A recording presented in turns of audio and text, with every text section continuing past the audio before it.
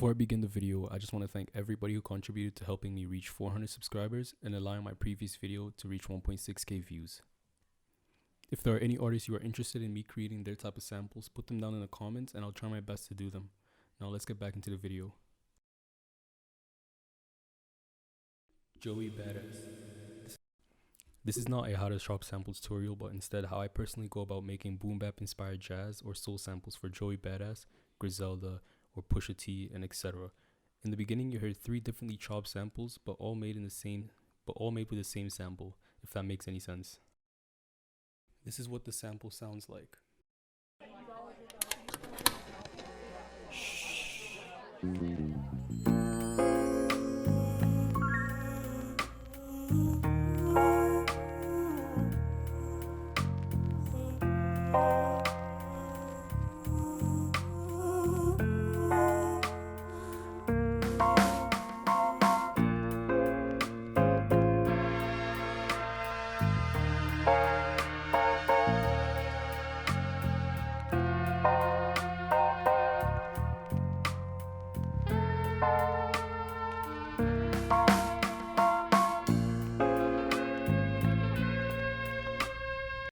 Before I begin working on a composition, I listen and do some research on the type of sample the artist uses.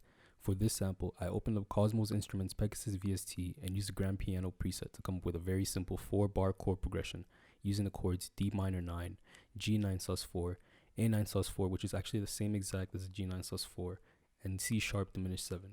With this very simple yet broad scale, I manipulated, changed around the position of certain chords, and rearranged the orders to suit the genre I was going for.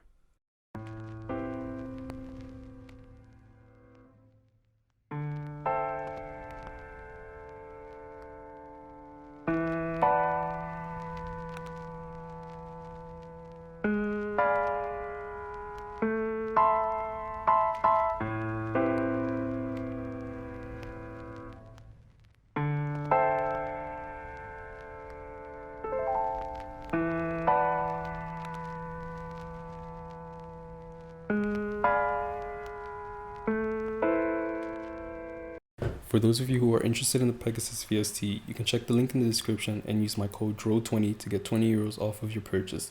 This VST comes with 200 plus high quality instruments and drum presets. I'm actually very surprised at how good the sounds are, as it's versatile and has all the sounds you're probably looking for. So use code DRO20 to get 20 euros off. Next up, we got Arturio's Wurli VST with the Rhodes preset, because would it really be old school if you didn't have one? I copied and pasted the same exact chords from the piano, except this time I strummed the chords. You do that by pressing Alt+S in FL Studio.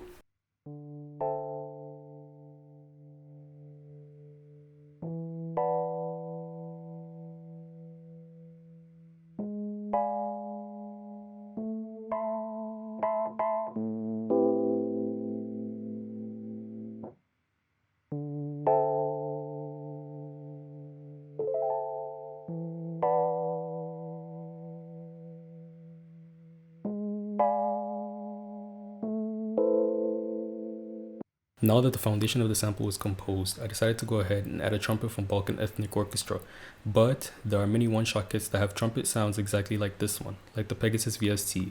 Now the point of the trumpet is to uplift the sample and introduce that it's a different section of the sample, like the bridge or hook.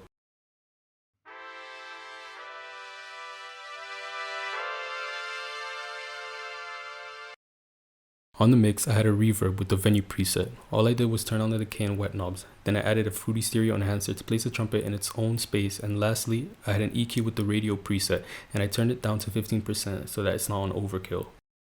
In the same section, I added a saxophone using Essential Saxophone VST. Here, I freestyled it because it's supposed to resemble jazz, where everyone is playing in their own universe, but still following the same rhythm and sound.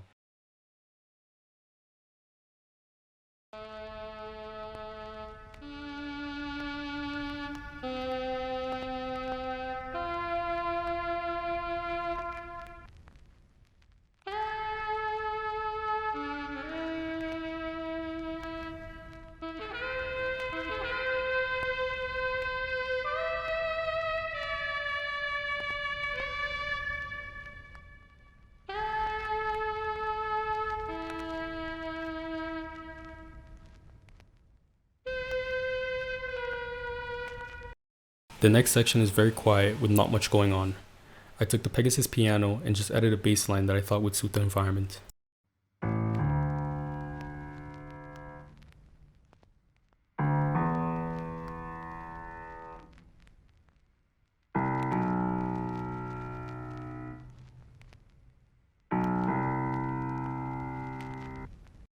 Now it's no fun when a sample doesn't have a nice bass in the back, so that's exactly what I added, a very simple bass line that plays throughout the entire sample.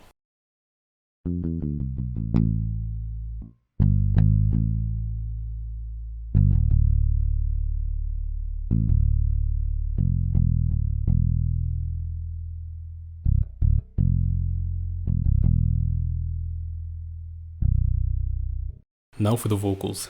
Very simple, almost unnecessary, but I felt like it came out fine, so I kept it. Processing, I had an EQ cutting lows, boosting highs and mid frequencies, and cutting out noisy frequencies in the 700 Hz area.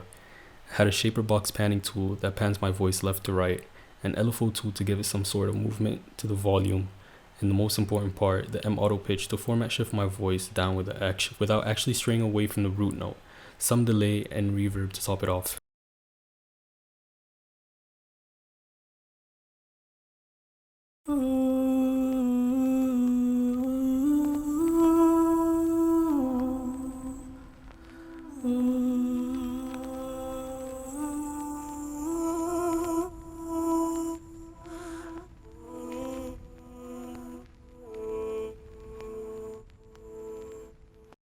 Last but not least is a percussion, aka the drums, to make it feel like it's a full composition. I made a very simple drum line using the real drum sounds that I had found in the stock FL Studio packs.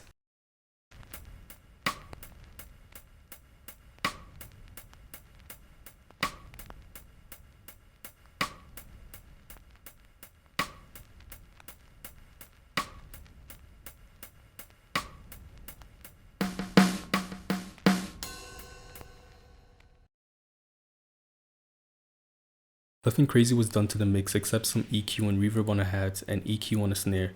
The rest I just messed with the sound levels of the mix and put them on mono. Next up is the extras. To set an environment, I added people talking and a guitar amp being turned on. All of this I honestly just found on YouTube and downloaded it.